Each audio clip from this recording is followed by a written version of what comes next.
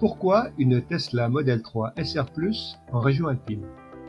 On pourrait craindre pour l'autonomie étant donné les dénivelés qui consomment davantage les précieux kilowattheures stockés dans la batterie, mais aussi les températures négatives en hiver qui péjorent le rendement de celle-ci. Je vous explique les raisons qui m'ont poussé à choisir ce modèle précis et pas un autre.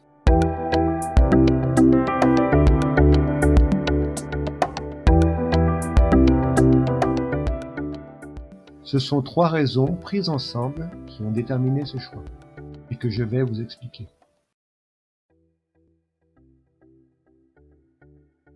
Il y a 2 aspects environnementaux, le rejet de dioxyde de carbone et la pollution aux particules fines. Le dioxyde de carbone, c'est un problème aux conséquences globales, planétaires. Un effort efficace que tout à chacun peut mettre en œuvre pour diminuer ses rejets, c'est de consommer moins. Une approche particulière est de réfléchir son budget domestique des biens de consommation vers une alimentation saine, moins de biens de consommation et plus d'aliments sains et locaux, donc hors de l'agriculture chimique. Cela fait du bien à sa santé, à la planète. L'impact de l'agriculture chimique sur l'écosystème est bien documenté, appauvrissement de la faune, notamment sur les abeilles, des sols, pollution de l'air et de l'eau, incidence des troubles comportementaux chez les enfants. Et enfin, cela fait du bien à l'économie locale. Du point de vue du consumérisme, l'achat d'un véhicule électrique de surcroît neuf provoque une énorme dette en dioxyde de carbone. En effet, si on compare la phase de production d'un véhicule thermique avec un véhicule électrique, on voit que l'incidence sur le réchauffement climatique, ici, sur une échelle arbitraire, est de 6.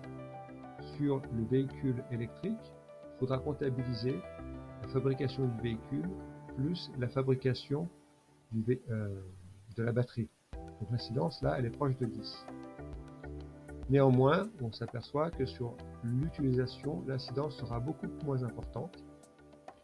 Mais c'est vrai que garder son véhicule thermique actuel, s'il est parfaitement fonctionnel, serait bien plus avantageux en termes de rejet de dioxyde de carbone, du moins sur le court terme.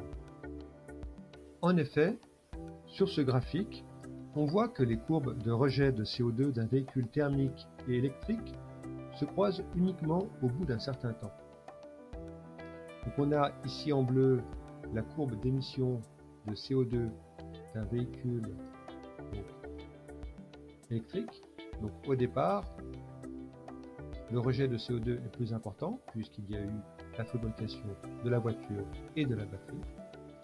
Sur des véhicules thermiques diesel ou essence, donc le coût en CO2 est moindre. Cependant, en France, du fait de l'énergie nucléaire utilisée pour la production d'électricité, le rejet de CO2 en fait sera faible tout au long de la durée de vie du véhicule. À comparer avec la courbe, si le véhicule est utilisé en Allemagne, on voit que le rejet de CO2 est plus important du fait de l'utilisation de centrales à charbon. Donc en France, le véhicule électrique rejettera moins de CO2 à partir de 25 000 km. Cependant, il y a d'autres aspects environnementaux dont il faut tenir compte.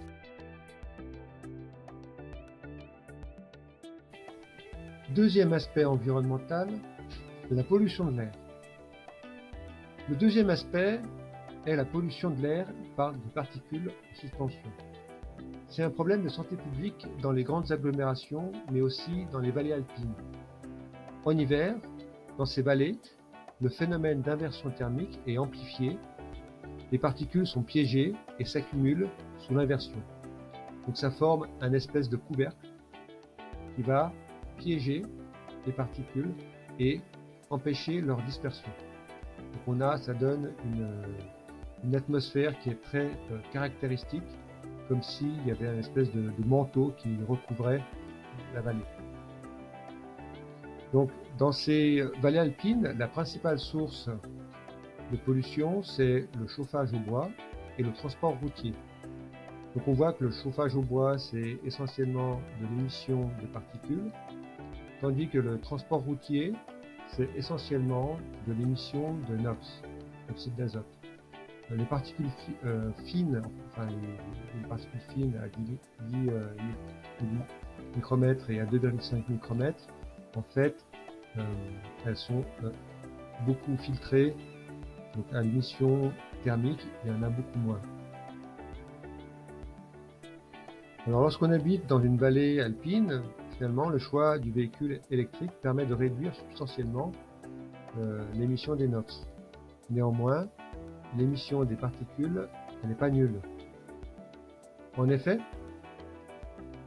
si on observe, l'émission des particules, elle est équivalente à celui d'un véhicule thermique en raison d'une masse plus importante, qui remet plus de particules en suspension dans l'air. Donc si on regarde cette comparaison là, donc entre un véhicule électrique et un véhicule essence sur l'émission de particules, donc on voit que sur l'usure des pneus c'est à peu près équivalent, peut-être un peu plus important sur le véhicule électrique du fait de sa masse plus importante. En ce qui concerne les rejets d'échappement, eh bien il n'y en aura pas sur le véhicule électrique. Ensuite, en ce qui concerne l'usure de la chaussée, il sera également plus important sur un véhicule électrique du fait de sa masse plus importante.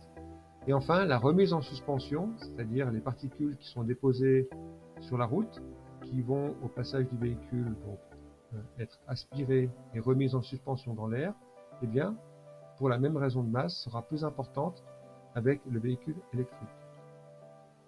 C'est d'ailleurs un argument supplémentaire montrant que rouler avec un SUV, électrique ou non, ça reste une aberration environnementale.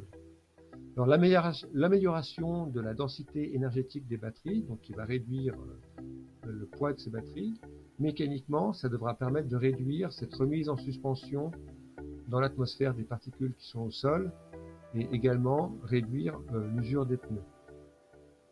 Enfin, si on observe le rejet des NOx et ozone, on voit que c'est tout bénéfice pour les véhicules électriques puisqu'il n'y aura aucun rejet, contrairement donc aux véhicules thermiques, que ce soit GPL d'ailleurs ou même en E85.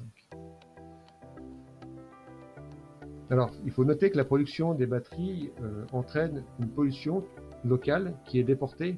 Elle n'a pas lieu sur le lieu d'utilisation du véhicule, mais au lieu de production du véhicule. Alors Tesla s'est engagé à réduire la dépendance au cobalt, mais aucune solution de mobilité individuelle n'est parfaite.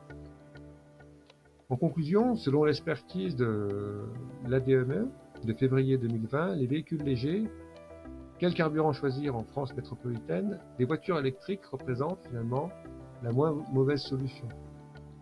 Si on regarde sur ce graphique de conclusion, on voit que l'incidence à la fois sur le changement climatique et sur la qualité de l'air, les voitures électriques sont très largement gagnantes.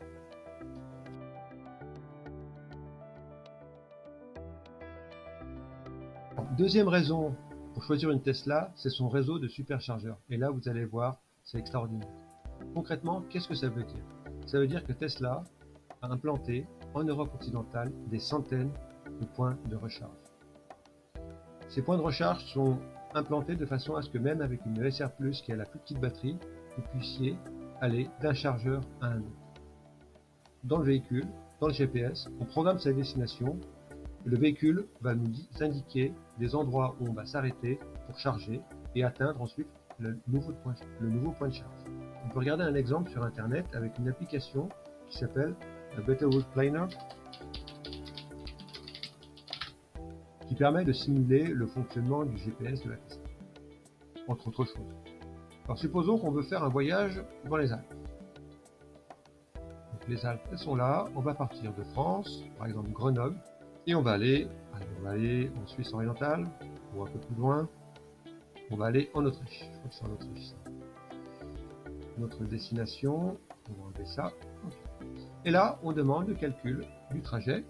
Alors il y a deux trajets qui sont composés, un par la Suisse et un par l'Italie. Celui par la Suisse me convient bien. Donc on voit qu'on a une, deux, trois étapes de recharge. Donc on part à Grenoble avec une charge 90%. Et on va arriver au superchargeur, donc ça c'est à Lausanne, c'est le premier, avec 14%. Et on va recharger jusqu'à 56%. Pourquoi il ne recharge pas jusqu'à 100%, hein? Pourtant, avec un véhicule thermique, on fait le plein. Là, en fait, on fait juste la charge pour aller jusqu'au prochain chargeur. C'est pas la peine de rester trop longtemps. Donc là, on reste juste 12 minutes. Donc on a un temps de trajet de 8h28, on a 58 minutes de charge. En fait, ça correspond à des temps de pause. Sur un trajet de 8h28 minutes, donc c'est quand même assez long. Donc on va faire des arrêts réguliers, on va en faire au moins 4. C'est le minimum. 1, 2, 3, 4, ça correspond à peu près à ça. Là, on peut atteindre n'importe quelle destination occidentale. C'est pas génial?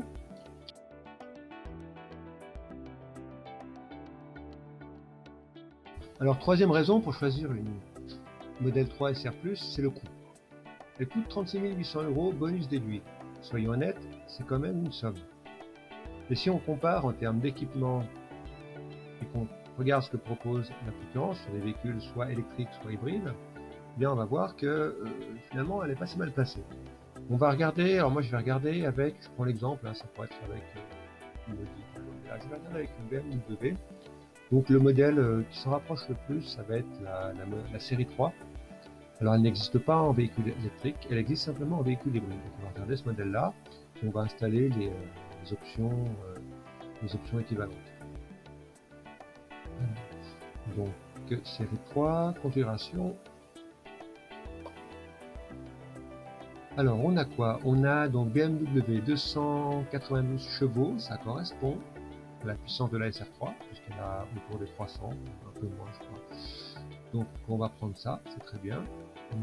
Option, on va prendre la première finition, on va pas chercher. Peinture, on va prendre donc blanc métallisé, comme sur la SR+.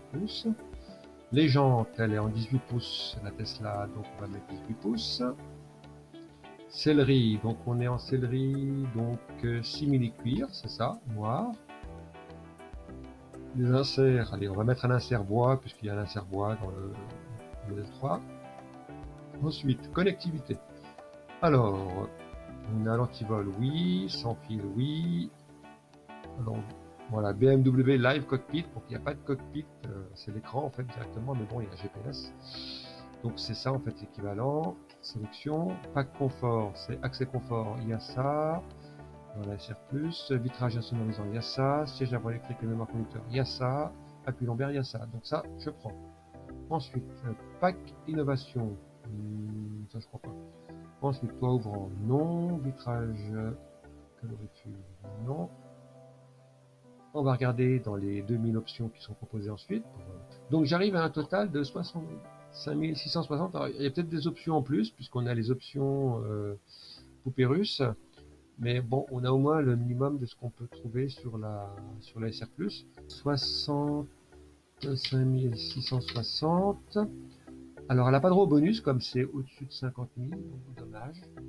En revanche, je pense qu'elle va avoir droit aux frais de mise à la route. Donc la dernière fois où j'étais allé chez BMW, on m'avait généreusement proposé 900 €. Voilà. Donc on arrive au tarif de 66 560. Si on fait le delta avec la SR+, on a donc 29 760.